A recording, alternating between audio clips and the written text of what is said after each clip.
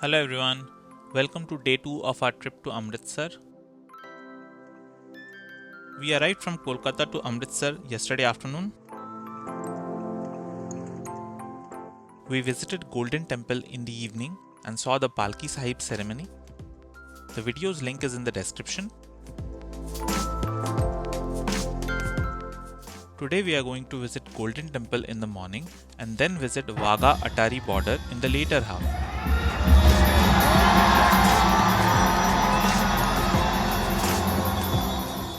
We will also have langar in Golden Temple and see the kitchen as well.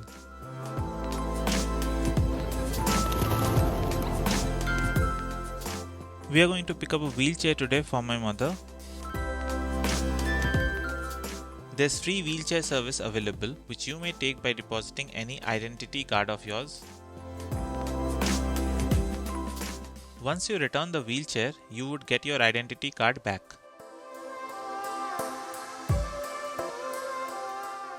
Today we'll see how volunteers in Golden Temple participate in Seva, which means service, and we'll also volunteer ourselves. There's a drinking water station on each of the 4 corners of the Gurudwara. The langar hall or the community kitchen is located on the eastern side of the Gurudwara. We will have tea first. You get a bowl and then go to the tea tank where they pour tea from a tap like that of drinking water. Just look at the scale.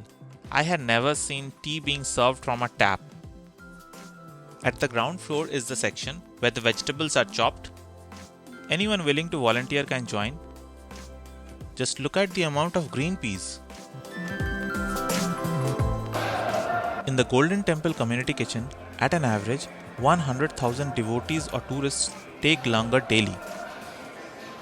The number becomes almost double on special occasions.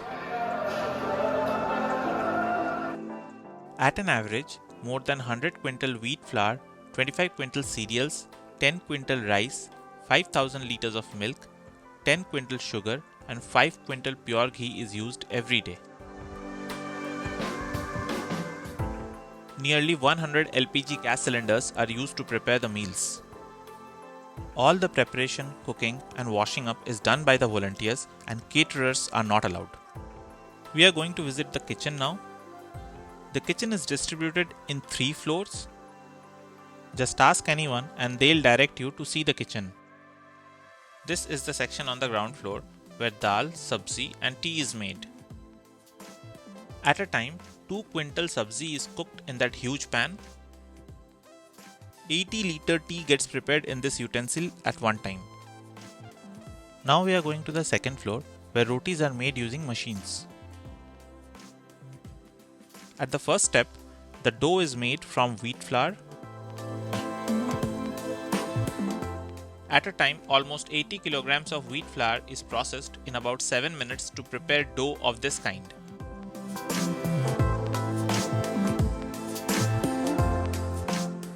The dough is then transferred to roti making machine.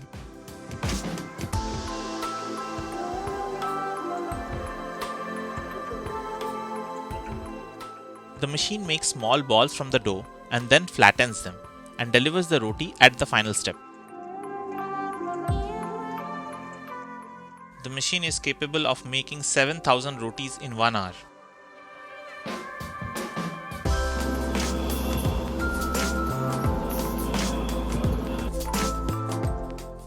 The rotis are then carried where volunteers apply pure ghee to each roti.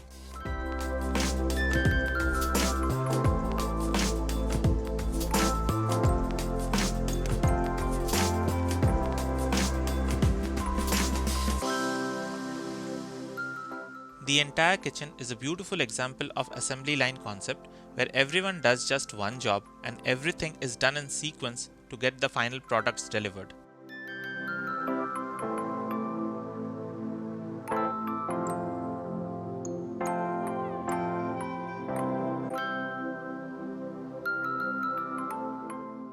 Now we will visit the first floor. Here volunteers make rotis in hand. That's the traditional way of making rotis.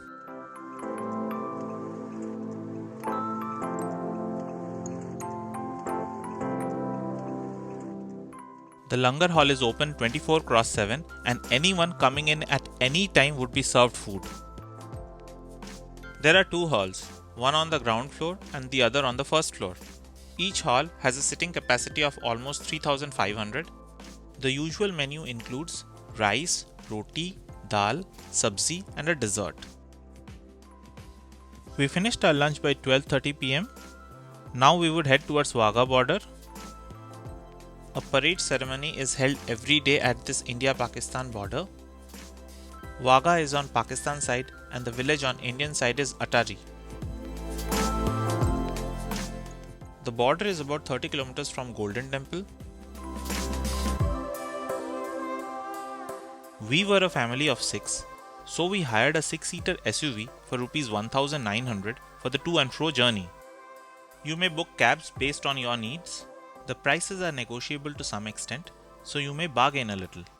Shared taxis, buses and even auto rickshaws are available in plenty, which would take you to Wagah Border. We started at around 1:30 pm from Amritsar. It took us a little more than an hour to reach Wagah Border. We reached here at about 2:45 pm. A piece of advice: as soon as you get down at the parking, there would be people who would draw Indian flags on your face and hands even without taking your consent and then demand exuberant amount of money, so stay away from them. From the parking, it is a walk of about 500 meters to the gallery. In between, there's a security checkpoint. So from the parking too, it would take around 15 to 20 minutes to reach the gallery. Certain items are restricted to be taken to the border, for example bags, power banks. We had left them in the car. Cameras and cell phones are allowed though. Indian flag fluttering high in the sky. This is the Swarna Jayanti Dwar, beyond which are located the border gates and the galleries on both sides to see the ceremony. You have to cross the Swarna Jayanti Dwar to reach the galleries.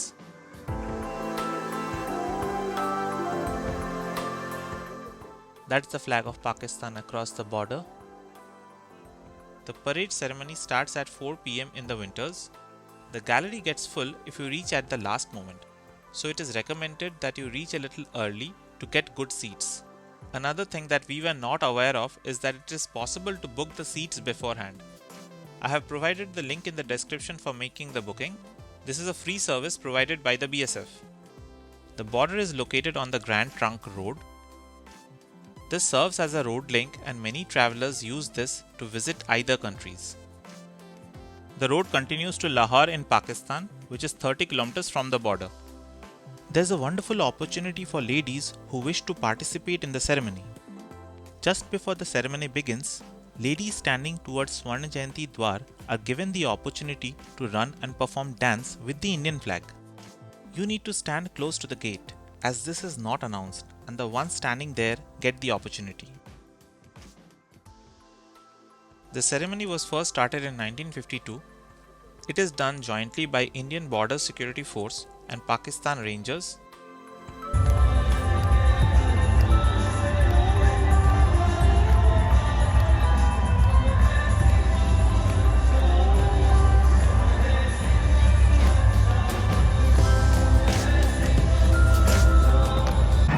The soldiers perform marching rituals where they raise their legs as high as possible.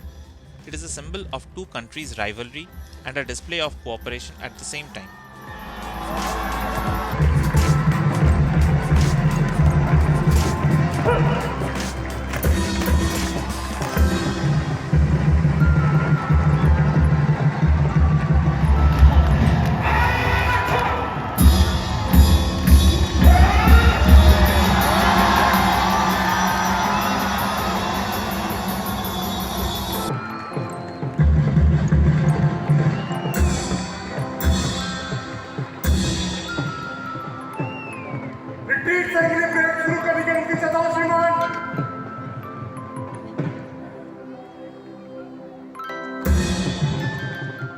The border gates are opened during the retreat ceremony.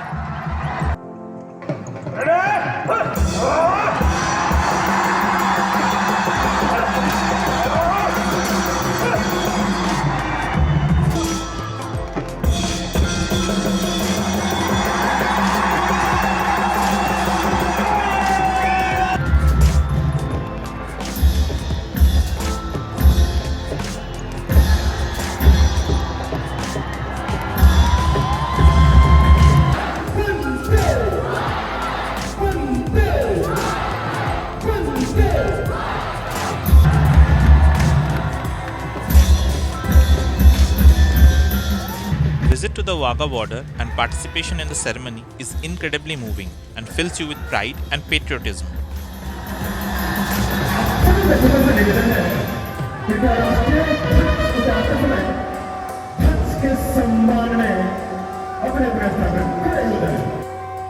As the sun sets, the flags of the two countries are lowered simultaneously.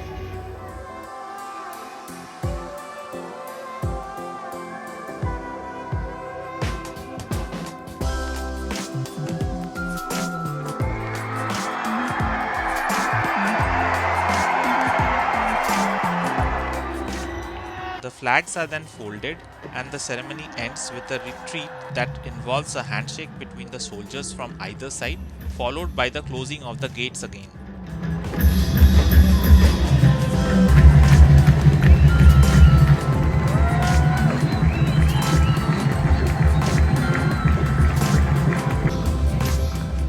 This brings the ceremony to the end.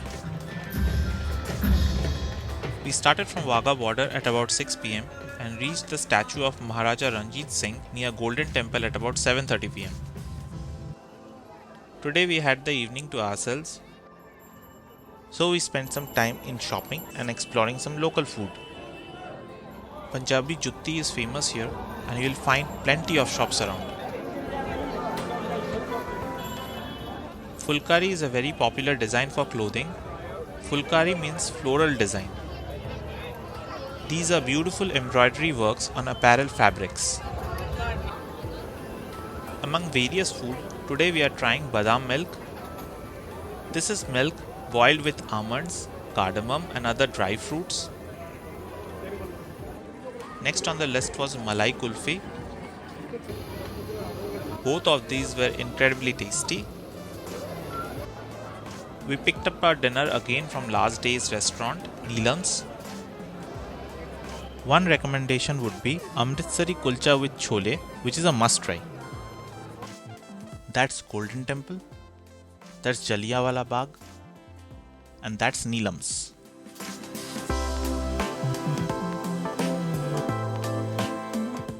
Our hotel is located just beside Partition Museum. It gets beautifully lit up in the evening, so we spent some time here and ended the day. We are going to visit the Partition Museum tomorrow during the daytime. We'll also visit Jallianwala Bagh and share the video.